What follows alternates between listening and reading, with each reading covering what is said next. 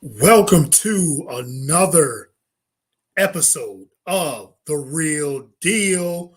I'm your host, as always, Courtney Harden. Glad to be back. Episode 109 of The Real Deal. This is a special one again as well. Play my intro. Let's do it. Let's get it.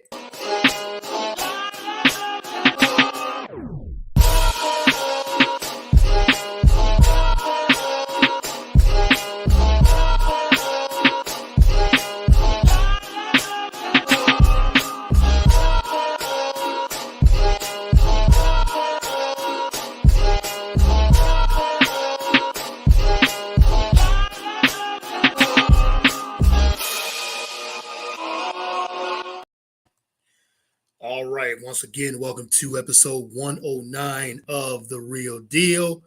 I'm your host, as always, Courtney Harden. Again, excited to be back once again with a new episode. Happy Saturday. We are 1 week away from Christmas. So happy holidays. I hope everyone's getting all their shopping done and spending some time with family because the holidays are here. I can't believe it. 1 week away, literally 1 week away. Next Sunday will be Christmas. And then the following Sunday will be New Year. We'll be heading into the new year, 2023. But again, happy Saturday, December 17th.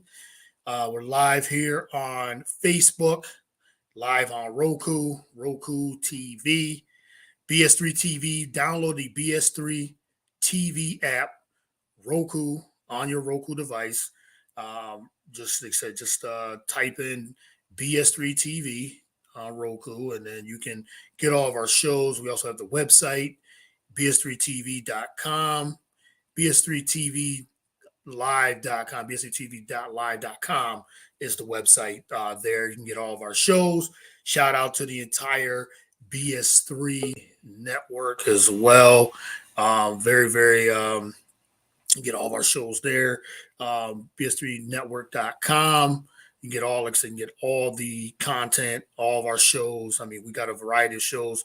We're down from sports to movie and TV reviews to all types of things and topics that we discuss. So big network there. Glad to be a part of it. Again, we're on Spreaker, Spotify, Google Play, all the podcast networks, and also you can follow me at Get the Real Deal on Twitter and at Courtney 110979, Facebook, Instagram, on all social media platforms. This show is a special one. I wanted to do a recap on the Scott Fishbowl Fantasy Football, bringing in some of my team members here that was part of this. Part of the division, the Neverland division. This is my first year with the Scott Fishbowl, so I'll give you a quick rundown of what the Scott Fishbowl is about. It's the world's most famous fantasy football tournament with nearly every analyst in the fantasy industry, fans, athletes, actors, musicians, celebrities, thousands of other fans of fantasy football playing in the spirit of charity and doing good. So that's the main thing of the Scott Fishbowl fantasy tournament, and this is my first year. It's the 12th season. Do it for charity. So shout out to Scott Fish and all the things he's got going on. So, but I'm not going to keep my guys much longer. I'm going to bring them in here. Let's see. We got Dennis Crowley and Rob King Coakley. What's good, everyone? How you guys doing? What's going on, man? Doing well. Doing well. Thanks for doing this. And I got Matt Neidhart jumping in as well. We got a full slate here from the Neverland of the Scott Fishbowl. Thanks to everyone for coming on. Really appreciate it. No problem at all. I was looking for my Scott Fishbowl shirt never to represent. I could only find my Batman shirt. I have like two shirts. I couldn't find the second one. So here we are, ready to talk about the Neverland division, the best division. The best division. Hey, it's all good. I got you. I've got the Neverland shirt on right now. There it is. He's got it on, so we represent it. Yes, love it. I actually went out and bought one of the Stranger Things division shirts because I thought it looked cool. But I did not buy the Neverland shirt, so I am a traitor to my own division. We have the best division, but our design was not quite as cool as that Stranger Things was, at least according to my kids. So boot them. You got to boot them. Yes, I love it. I love it because this was the first year. I've been playing fantasy football for a long time. This is the first year I've been on the Scott Fishbowl league, and the Neverland division was good. The draft was great, and a lot of trash talking and things like that. I didn't do as well as I thought I would, but that's how fantasy football is. So every year. So again, I really appreciate you guys coming on. Just wanted to do a little recap and see how you guys done in the league and everything too. So let's introduce yourselves. Rob, start with you. This is just your first time playing in the Scott Fishbowl League, and how long you been playing fantasy football? Yeah, man, this was my first year getting into Scott Fishbowl. I work over at Roto Grinders and Spike Week. We do a lot of daily fantasy, a lot of best ball stuff. And I got into the Scott Fishbowl, which was really exciting. I was trying to get into one of the live ones, didn't get that. And then luckily I got into the best division there was. So I've been playing fantasy for probably, oh my God, since I was 15. So like 137 years now, something like that. Feels like it, right? Yeah, Yes. close.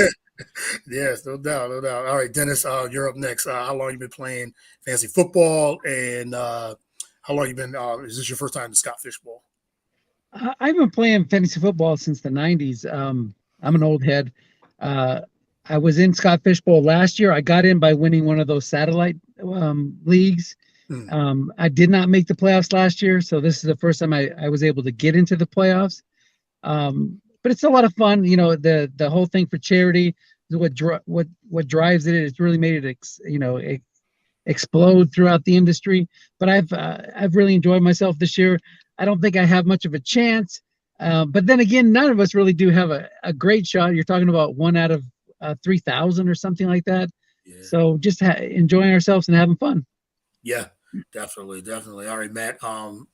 How long you been playing fantasy football? Same question. And how long you been in the Scott Fishbowl? Yeah, this is my first year in Scott Fishbowl as well. I've probably been playing fantasy since I was maybe 6 or 7 years old. So not as long as you guys, but I first year in Scott Fishbowl, I did a satellite league last year to try to get in. Didn't win it, but ended up luck of the draw getting in anyway. I played in a guillotine league last year, actually for Scott Fishbowl, to try to get in. So I think that might have helped my chances a little bit. But yeah, first year playing, and it's been a heck of a ride. Yeah, it's been a great experience. So this is my first year again. I got in by a selection from Jeff Lambert from goingfor2.com.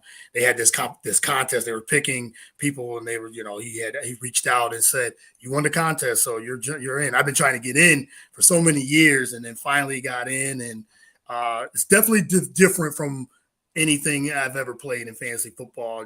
Like tight ends are premium, and other positions are very premium. So now that I know the format and everything now, because I didn't do well at all. I think I was like 4-13 or something like that this year in the Scott Fishbowl League. But now I know what to expect once moving forward. But talk a little bit about the experience of the Scott Fishbowl and playing in this. Dennis, I'll start with you. Well, way back, you guys all have your fantasy football shows and sites and stuff like that. Way back in the day, I covered the Seahawks for Roto News before it became Roto Wire. So I had a little bit of experience, like writing articles and stuff like that about fantasy football. But with the Scott Fishbowl, all you're looking to do is try to put together a decent team. Like I said, I've really enjoyed it. And Courtney, you're a little too rough on yourself. You didn't do good, but the guys that I wanted to pick, you were picking right next to me at the 11 spot. I was at the 12 spot. Yeah. Everybody, and I was like, okay, I'm almost going to get Russell Wilson in the first round. Boom, you take him. So, you just had some bad luck on those picks, but those are the guys I wanted. So you kind of saved me from myself by grabbing those guys that either got hurt or had a down year. So, but like I said, it's good stuff. It's a lot of fun.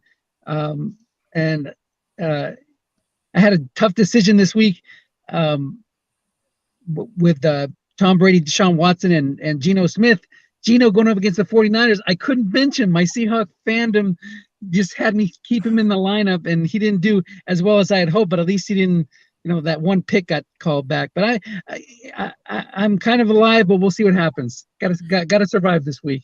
Yes, it's all about survival. And then you're right. I thought, Russell Wilson, I mean, we know how bad of a season he's had, the whole Denver Broncos. And I thought, like, oh man, okay, Russ on Denver, and he's gonna have one of those a really good year. And it just didn't turn out the right. I mean, I had Eckler, and I've had a decent team, but it just, like I said, injuries. But that's the way fantasy sports is all about. When you got to adjust, and it just couldn't just enough to make the playoffs. But like I said, I had a lot of fun. Rob, how was your experience with our division and your just experience this year just playing the Scott Fish Bowl? Well, Scott Fish Bowl is super exciting, right? Because theoretically, it feels like the kickoff of fantasy season. Now, guys like me that are doing best ball, our content starts in February. So I'm already like in the trenches, like beard grown. You see the new troops coming in. But Scott Fish Bowl for the majority is like, oh, football season's here. Let's start drafting teams. Let's start getting out there. And that's the most exciting part is drafting, right? Like everyone loves drafting. So the Scott Fish Bowl is great for that because it feels like it's time to start doing fantasy sports. And I thought our division was great. Everyone was really cool in the chat. We were doing our trash talking. I was picking the best players. It was perfect. Perfect, honestly. That's what I mean. The funny thing is we think like, man, we got the team. This is it. Like every year it's like, we got the best team, and and then sometimes it just doesn't turn out that way. But it was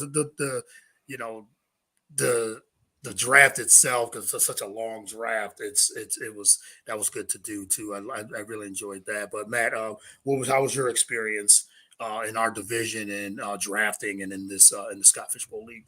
Yeah, it was awesome. I agree with Rob that it's kind of like the kickoff of fantasy football season. It's when you really start to get excited about this season coming up. It's tough though at the same time since it's so early because there's not a lot of data out yet, not a lot of mock drafts.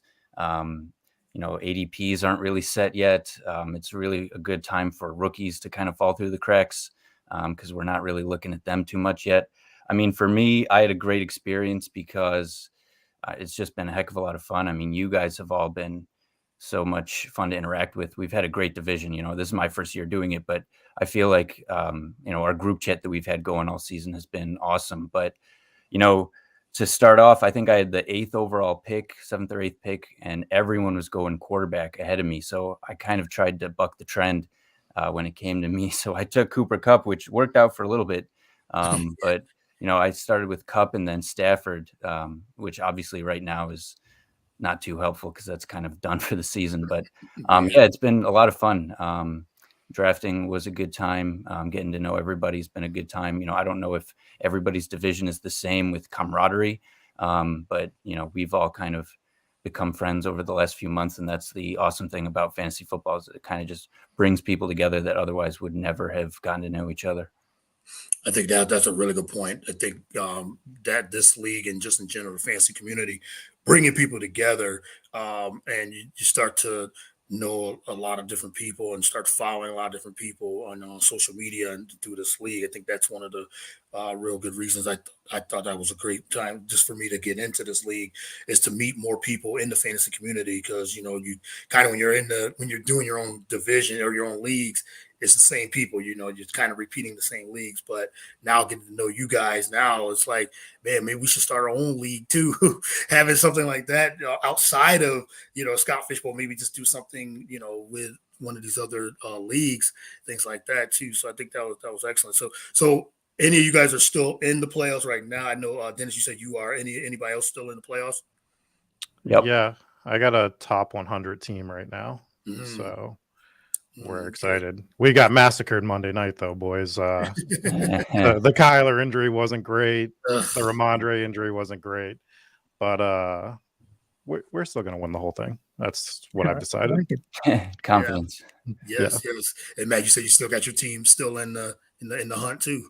Yeah, still in by the hair of Justin Fields. I mean, that was a later pick for me, so that was a good steal. I ended up getting, but he didn't come on really hot till halfway through the year or so. So that's kind of been my rock at this point. I was nervous to survive last week with him on a bye, but got through it somehow. So we'll see going forward. But I think the 3 of 4 of us are still in.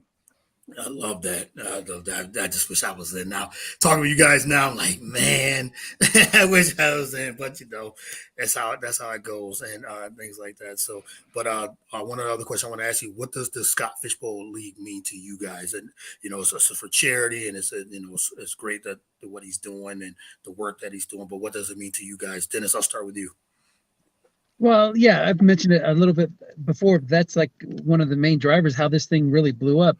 And I think it really shows that we're not just a bunch of fantasy football geeks or nerds or whatever you want to call yourselves, but we have, you know, uh, uh, just a good group of people that are looking to help out in their communities, looking to give back to charity. And it's not like we're driving everybody to use a particular charity. Everybody can support whatever cause is important to them. So I think that's fantastic.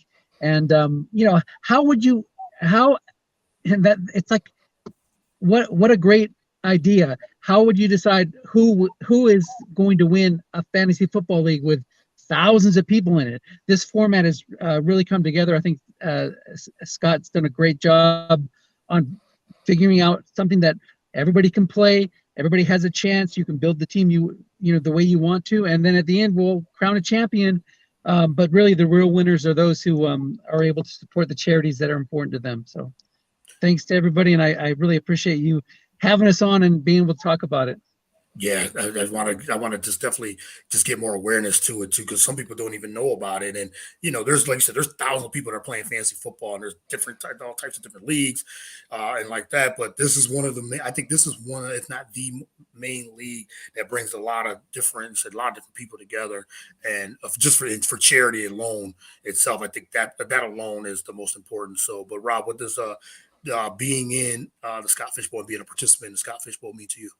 Well, it's sort of like the most prestigious fantasy football tournament there is, right? Yeah. Like, and not only is it prestigious, it also brings a lot of awareness to a lot of different topics, charity wise. And it also brings awareness to fantasy football as a whole. So it's doing good all around. It's allowing people to give back to their communities, give back to causes that they very much are like endeared to. But also it's like, oh, like you're in Scott Fishbowl. What is that? Why is that a thing? Like, how do I get into that? And it's like, oh, well, maybe fantasy football is fun. And like, so it opens eyes to people and doorways that might not play fantasy football, and gets people. We always need new people coming in, right? Especially those of us that create content. Once you're stagnant, you're dead for the most part. So if we can keep bringing people into fantasy football in much different ways, and I think Scott Fishbowl is one of the great catalysts for that. Yeah, I like what you said about this. Somebody might ask, well, what's Scott Fishbowl? I remember when I announced, like, oh, finally got put in, finally got selected to be in the Scott Fishbowl.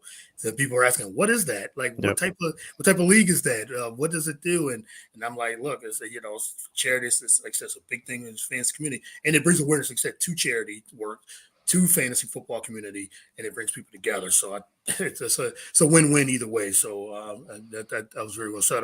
Matt, what does it mean to you to be a participant in this? He said for your first time too. What does it mean to you to be selected and to participate?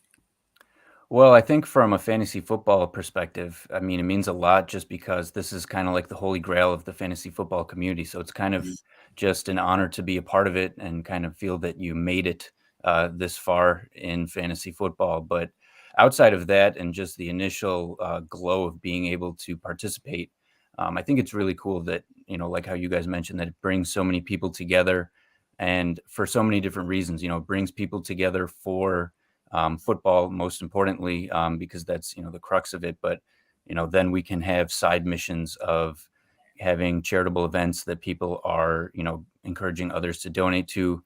You guys really kind of touched on it pretty well, but the fact that we can all, highlight something that's important to us that, we want to do better in the community with, I think things like that.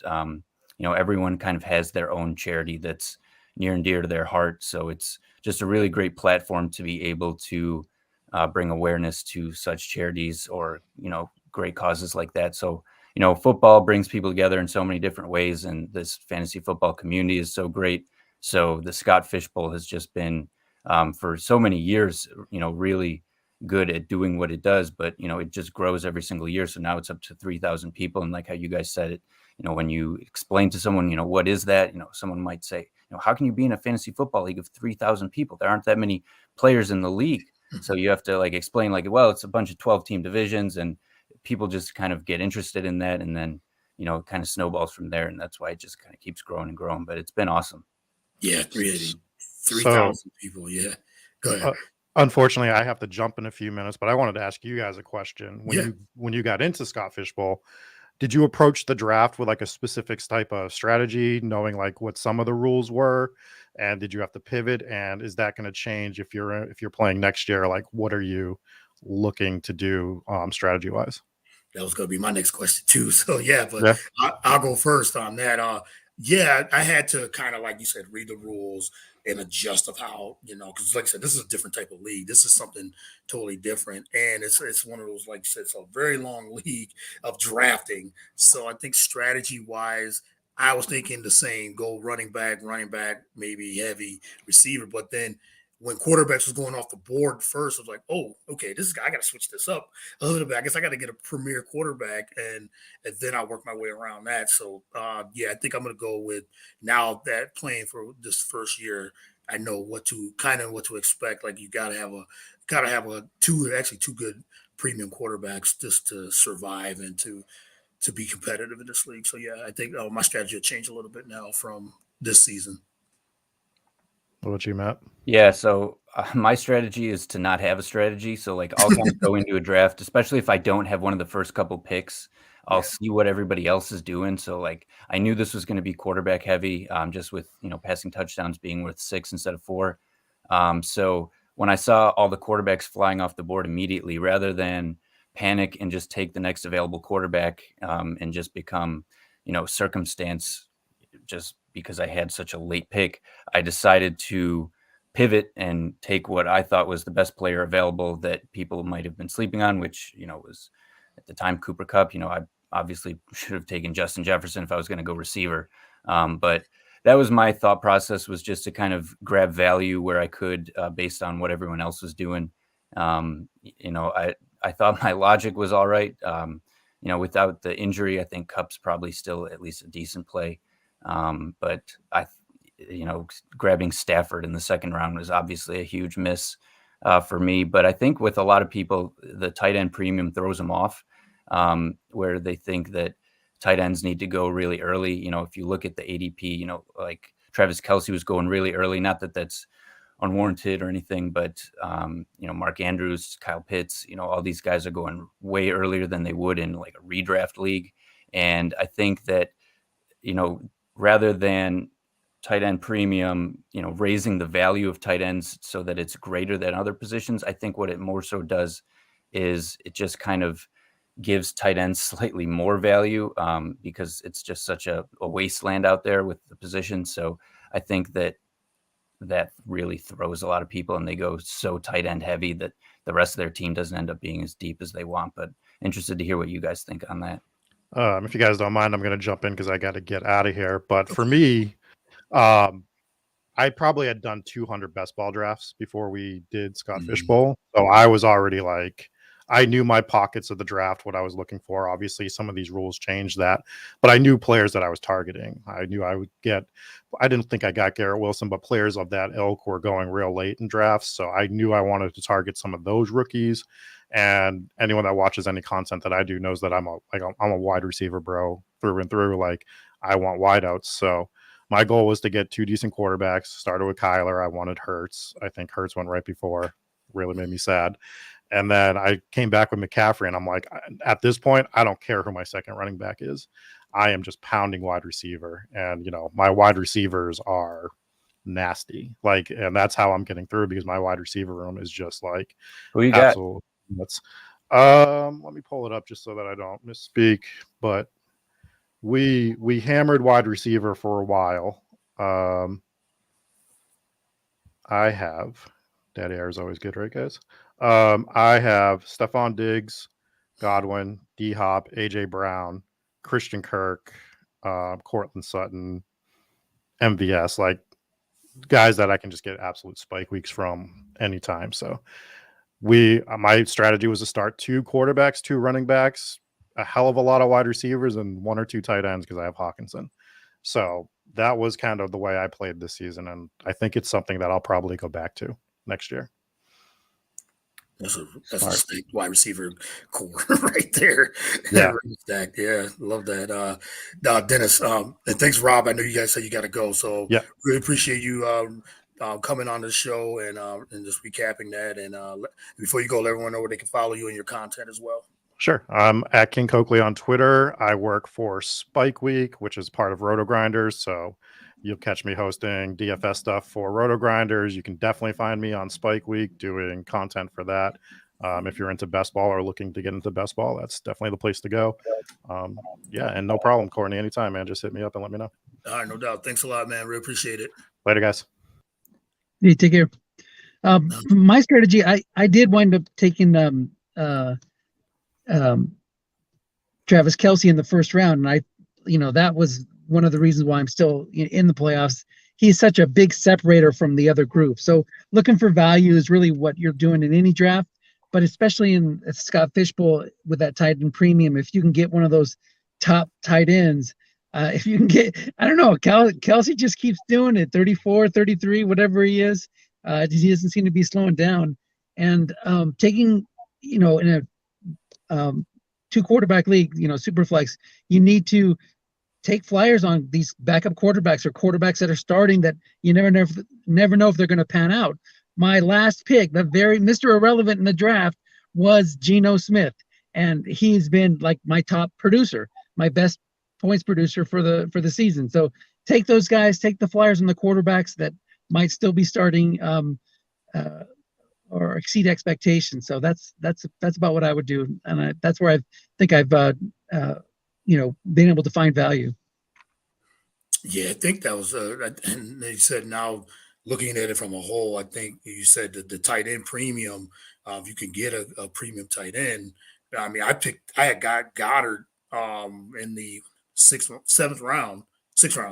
So I thought this Goddard's going to have for those who know, I'm an Eagles fan. So I thought Goddard was going to have a big year, and he was. He started to have that big year until he got injured. Now he's been out for the last 5-6 weeks now. But once quarterbacks were going, I said I got to get. As Dennis was saying, I had to get Russell Wilson, and we all thought that Wilson was going to have a big year, leaving Seattle, going to Denver, who had all the makers of having a good year, but just didn't pan out. And then I got Eckler. I had Devontae Adams, Keenan Allen, who was injured most of the year, as we talked about. Jared Goff, I picked up, Thielen, Singletary. So, yeah, I thought that David Montgomery. So I thought I was going to have a pretty good year, but as you said, it's just injuries and just have to adjust. So I think next year my strategy, I might keep the same strategy, but it'll be a little bit different. Maybe go quarterback, and then go from there. So I got a question for you guys, actually, if you don't mind helping me out with something. Yeah. So I've got a conundrum this week with what to do. So you can start 2 quarterbacks, as you guys know. And my quarterback room, I've got Justin Fields, who's kind of been my guy that I always start if I can, if he's playing. So I'm starting him this week. And my other guy that I was planning on playing, who I picked up a few weeks ago, was Mike White, who we obviously just found out is not playing. And my next option was Brock Purdy, who I did not play because the news of Mike White not playing didn't come out until Friday after Purdy already played. So my other option would be Desmond Ridder, who I'm not too thrilled about because it's really easy for quarterbacks to get negative points since they have it set up as a completion is half a point and an incompletion is -1. So it's really easy for a quarterback to finish in the negative. If they have a completion percentage below 66%, that's negative points for them. So I don't know what to do with Ridder. I feel like I probably won't end up starting him just because of the risk there. Interested to know what you guys think with that, though. I like Ridder. I like him a lot. I mean, he's not your typical rookie. They're going to think about what they're going to do. They're going to have a run, play action pass, a lot of dump offs to the tight end, to the running backs. I think, and he's always been a high completion percentage quarterback. So I would not hesitate to start him. You're choosing between him and a position player, right? You're not choosing Right. between him and another Correct. quarterback. Correct. So yeah, there is downside there, but there's also a lot of upside. I could see him winding up with a high completion percentage day with a touchdown or two. The key is if he avoids the interceptions, because that's also, you get dinged for that in this league as well. But if you're talking about starting him or like a wide receiver that's like a wide receiver 3 or a low end wide receiver 2, I'd go ahead and start Ritter and take a shot. Yeah, you just got to get into that top half of the group. So I think that'll give you a better shot than just an average, backup wide receiver. I agree. 100% agree. I think you could go with Ritter only because you said he's going to give you points regardless, and they're going to go run heavy, Atlanta, and they're not playing and they're playing the Saints this week too. So the Saints are not that great of a team. So there's a possibility it could be a shootout. You never know with two bad teams like this. So if it's a shootout and Ritter has to throw the football, like Dennis said, he has to avoid the turnovers, avoid the fumbles, avoid the interceptions. But they're going to be run heavy. But he's going to make plays, and then once they start stacking the box, it's going to be play action. So I I do like Ritter a little bit, probably more than like said any other position player that you might have to go with.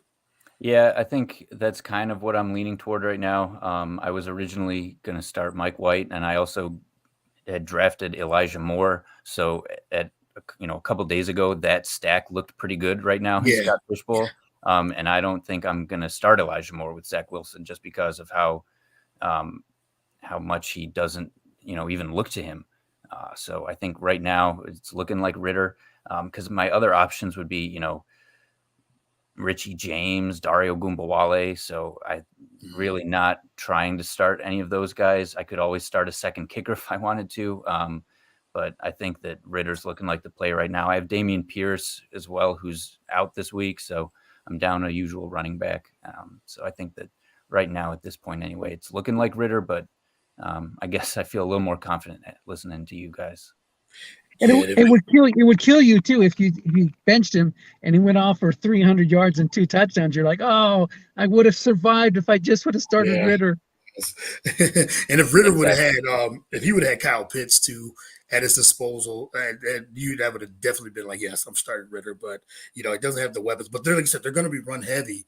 But there's going to be opportunities for him to make plays too, because once the Saints think, oh, we got to stop the run, maybe that opens up the field. Maybe that opens up the middle of the field for Ritter to make plays. But as Dennis said, he's got to avoid the turnover, the big turnovers, interception and fumbles. So hopefully, like I said, it has potential to be could be a shootout. So, or it could be one of those games 16-10, something like that. You never know. The way the season's been going, you just never know. Yeah, with the low totals, that's kind of what I'm worried about. But do we know if Marshawn Lattimore is back for New Orleans? I've not read anything about him recently, so I'm not quite positive offhand. Because if he's not playing, then that would up my confidence a bit in Ritter. But I'm not quite sure what his situation is. But as we know, the Saints are a lot better against the run than they are against the pass, regardless.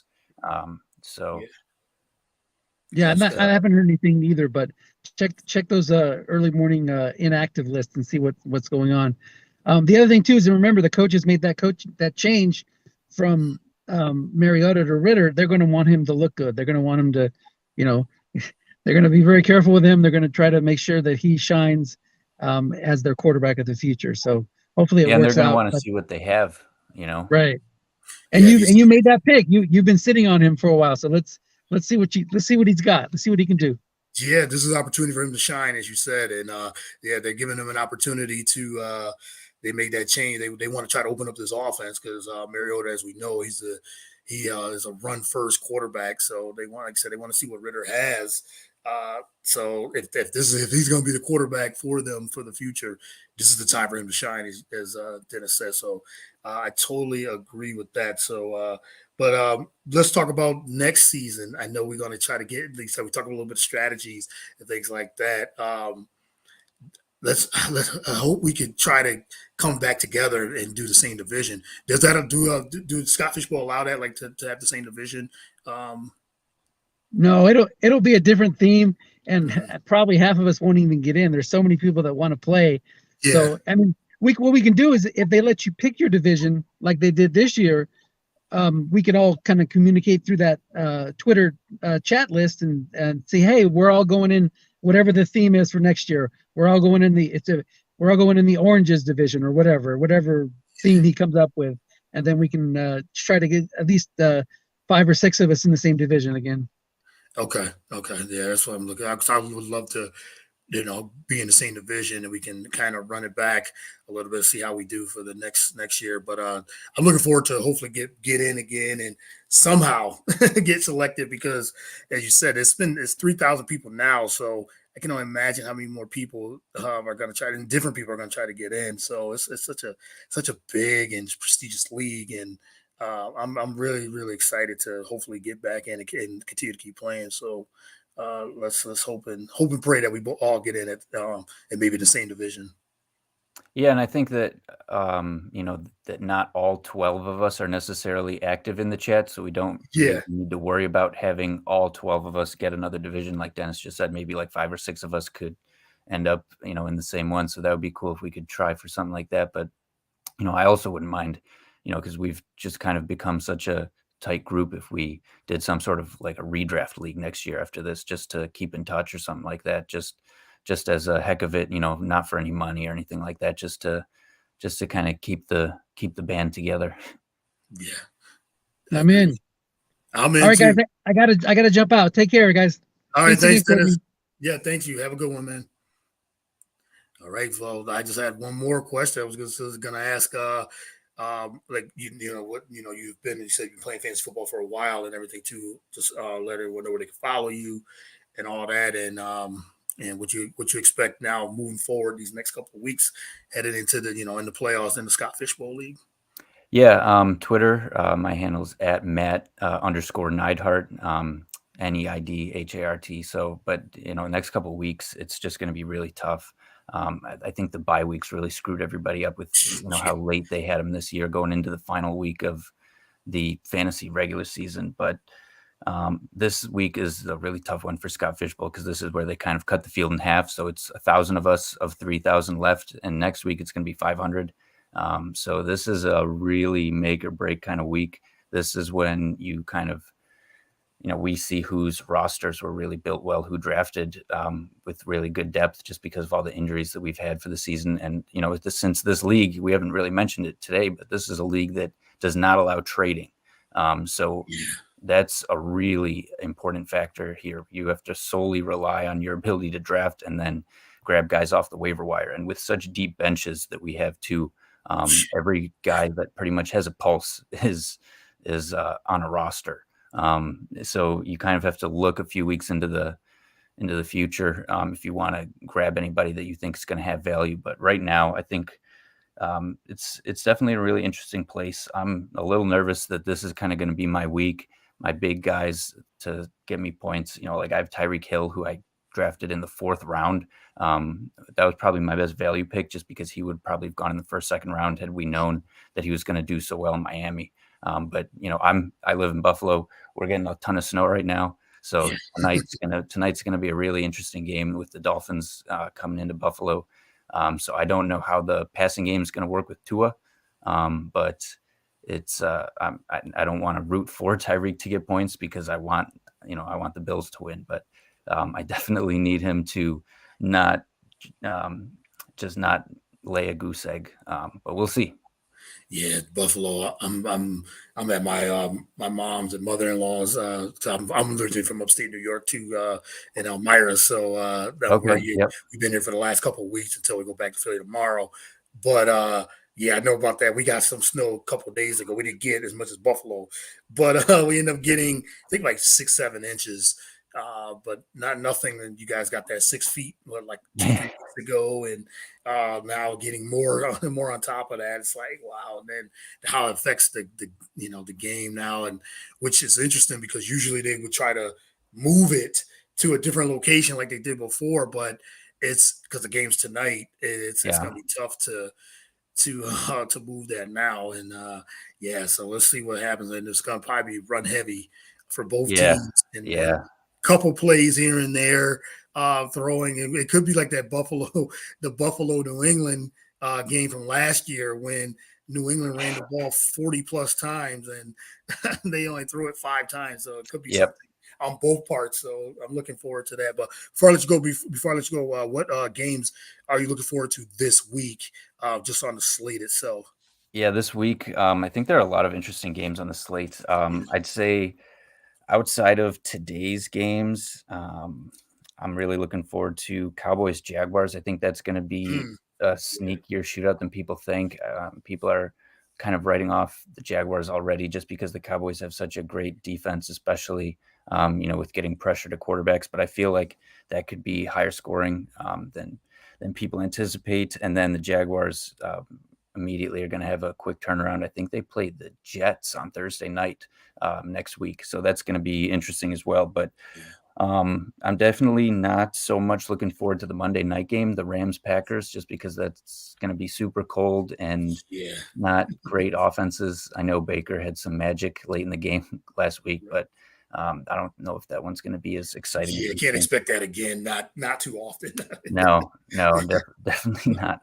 What about you? Any games you've got your eye on? I know the Eagles have a pretty good matchup this week, but everyone's looking forward to the Cowboys game next week. Yeah, I hope they don't they overlook the Bears in this, even though but you talk about Justin Fields and they're gonna have to key in on him big time. He beat you with his legs and his arm, and then he's starting to roll. Really, I know he just came back from injury too, but yeah, that one definitely. But I kind of Giants and Commanders just because of the division. They played to a tie last week or 2 weeks ago. I kind of hope they tie again, but just to see, I think the winner of that game has a in prime position to make the playoffs. And I think the loser will probably not make the playoffs. So I think Yep. that's one other game. And I want to see. I was just looking at. We talked a little bit about the Lions and Jets too, because the Lions are their team that's hot right now, and the Jets. This is their playoff run, as as we speak. So, and now with Zach Wilson starting, this is make or break for him too. So I'm looking forward to see what what that game is too, and just looking at the rest of the schedule just to see Steelers, Panthers. No, I really Chiefs. like Bengals Chargers, or excuse me, Yes. Bengals Buccaneers. Actually, I think that's Yeah. going to be a better game than people think. I think that for anyone who plays DFS, I really like Mike Evans this week, just because it's been so long since he's had a touchdown. I feel like he's just really due for a big game. I know that, and the fact that anyone who's listening is probably not really feeling that pick, but everyone is off of him right now. His price has been going down every week. His ownership has been going down every week. So you want to buy when everybody else is selling. And I feel like in DFS, that's a great play. In regular fantasy, if you're in the playoffs, it might be more of a risk, but I think that could be an interesting game this week. Maybe higher scoring points than people anticipate, but we'll see. Yeah, and I think Brady has still got a couple games where he, like you said, Mike Evans could have one of those breakout games, and you said you want to be on him when he does have that game. It's just their connection, just the entire Buccaneers team has just been off, and their connection's been off. But I still would not want to see a Brady-led team in the playoffs at all, because just like that, he can get completely hot, even though they struggle, but they can get completely hot in a couple of games. The next thing you know, Brady's in the NFC Championship. So, and Mike Absolutely. Mike Evans having a monster couple of weeks. But you're right. I think this could be one of those weeks where he could break out, and the low ownership is what you look for in DFS. So yeah, I totally agree. And he had a long touchdown last week that called back due to a holding call Yeah. on the O-line. So, I mean, it could be there. I mean, we've seen potential for it to be there literally. So we'll see. Yeah, definitely. Totally agree with that. But Matt, thank you again for jumping on, taking the time. Really appreciate it, and appreciate all the other guys that jumped on as well. And best of luck in this playoffs. Hopefully that you could get to that next round and really compete and try to win this Scott Fishbowl League. So it was an exciting division and exciting time that and glad to meet you, and hopefully we can connect and continue to connect real soon. Likewise, Courtney. Thank you for having me. Appreciate it. All right, Talk to you thank you, soon, man. man. Yep, talk to Take you. it Have a easy. good one. You too. All right, I want to thank the fellas from our Neverland League and the division, Neverland Division, and the Scott Fishbowl League. Again, if you don't know what the Scott Fishbowl, download or search Scott Fishbowl. It's like the biggest and most prestigious, my guest said, prestigious fantasy league. I mean, there's so many people that's in this league, and it's for, like I said, it's for charity. And it's, yeah, if you're into fantasy football, like I said, it's one of the biggest, if not the biggest fantasy league. I mean, you got people from all over. They do live drafts. It's a long draft, but yeah, Scott Fishbowl, and Scott Fish is the creator of this, and like I said, he does it for charity, and it just brings people together in the fantasy community from like some of the biggest names. He said it's from musicians, not just fantasy football experts and analysts. It brings fans and musicians and actors, but you go from people from Matthew Berry to Liz Loza, big names in the fantasy football community. And then yeah, so it's just such a great time. I'm glad I got to at least play 1 year. I've been trying to get in for the last few years. I finally got a invite, and it was so much fun. So, but next year, hopefully, I get another invite and I'm able to get in. And they said 3,000 people. Now this has grown. This is the 12th year, and 3,000 people participated and played in this league. So yeah, Scott Fishbowl, a fantasy football league for charity. Support. You could donate. You can support. You can go on and try to get an invite for next season. Hopefully I can get into it next year again and get some of the people that was in our division, because we had such a fun division. It was such a competitive division, and it was just a great time. And if you're a big fan of football, and it's like I said, charity, why not? So follow Scott Fish, follow the guys that I just had on the show. I really appreciate them coming on and giving their insights, and they've made the playoffs, so it's a competitive league. So hopefully best of luck to them. Again, I want to thank everyone that tuned in, as always, each and every week. Happy holidays again. Christmas is here in a week. So I'm going to have a bunch of content this week, and then probably take off for the holidays and come back next in 2023. So be on the lookout. Just follow me on all social media platforms, whether it's Facebook, Instagram, Twitter. Again, follow the BS3 network and all of its all the shows. We got shows for everything. Ben Sutter, I'm glad to be a part of this. I always say that each and every week, so I'm just honored and so thankful for him for giving me the opportunity over this last 3 years to bring you the best content I can each and every week. So again, I'll have a bunch of shows next week. Next week is Eagles Cowboys week, so I'm going to have a couple of Cowboys fans jump on, and that's a big week. So hopefully the Eagles and Cowboys finish business this week, get the W's, and I hope Cowboys lose. But it's Cowboys Eagles week. It's always a big week in the division, so I'm looking forward to that. So be on the lookout for that. Follow the show, follow the website, follow me on Get the Real Deal on Twitter, bs3network.com, bs3tvlive.com as well.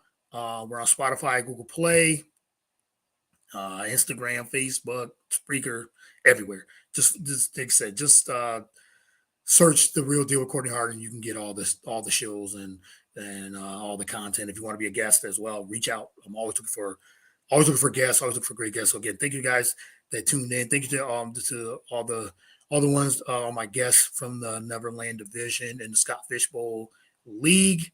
Until next time, I will see you guys next week with another show. Thank you.